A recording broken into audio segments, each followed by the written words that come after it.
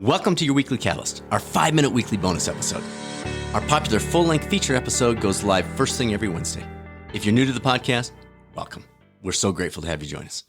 I'm Dr. Bradford Cooper of the Catalyst Coaching Institute, and I'm just curious if you've ever tuned into the power of your own self-talk. The research on self-talk is extensive, and it seems like we all have a sense that our self-talk probably matters, but when we look at specifically the impact on something measurable, I think you may be encouraged to tap into it a little bit more for yourself. The question about whether self-talk works was central to one of my PhD research studies. To find out the answer, we recruited 3 female runners who were kind enough to participate in a 2-month study that involved running 800 meters, 2 laps of the track, more than a dozen times over that 2-month period. They each started out running the initial 4 to 6 sessions without any adjustments at all, just the instructions to finish the 800 as fast as they could. We wanted to be sure that any improvements we found weren't simply an indication of a learning curve, which can easily happen in the first few sessions of any pursuit like this. Once those initial sessions were complete, we then worked with each athlete to develop a personalized self-talk strategy, which they then utilized over the remaining series of 800s. The results were fascinating. Our first athlete was new to this distance and thus did make significant improvement over the first 4 sessions. She improved an average of 4 seconds with each attempt. However, upon introduction of the self-talk strategy, she improved an additional 20 seconds on the very next session. That's a 5-fold enhancement over her previous average improvement.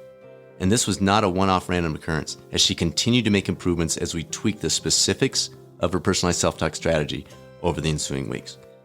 Our second and third athletes had a little more experience in running the 800-meter distance, and thus they were relatively consistent over the series of baseline efforts, those 4 to 6 sessions. However, just as with athlete participant number 1, immediately upon introduction of the personalized self-talk strategy, both of them ran times that represented completely unexpected improvements from the baseline efforts.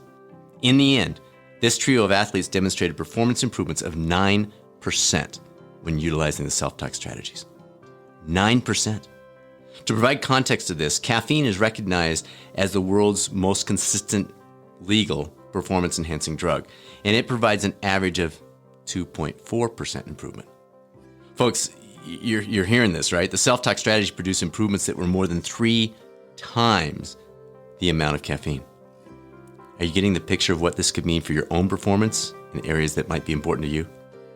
Now, obviously, this 5-minute catalyst isn't the place to dig into all the details. We'll provide a link to the study in the description if you want to take a closer look. But let me get you started with 3 things to try right out of the gate today.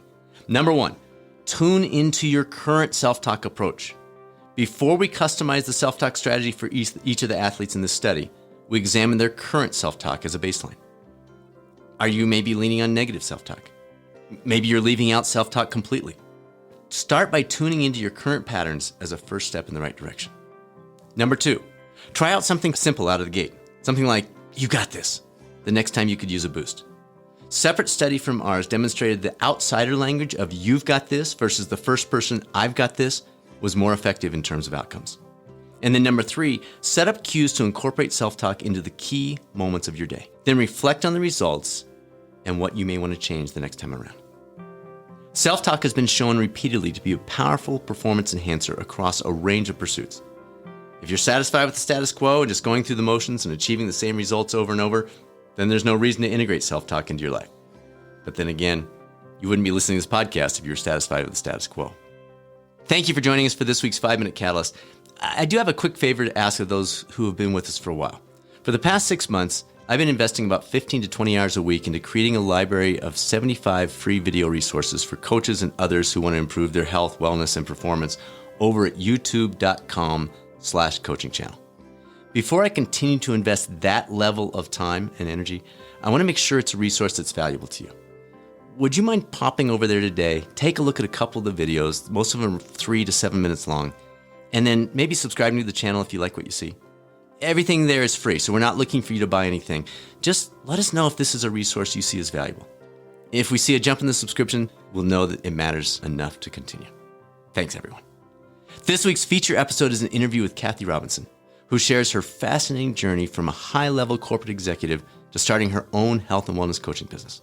It's an intriguing discussion on this next podcast episode, regardless of your current place in life. As always, Please feel free to reach out to us at results@catalystcoachinginstitute.com anytime with questions you have about coaching. And you can access a multitude of resources at catalystcoachinginstitute.com anytime. This is Dr. Bradford Cooper of the Catalyst Coaching Institute signing off. I look forward to speaking with you later this week here on the podcast or over on the YouTube coaching channel.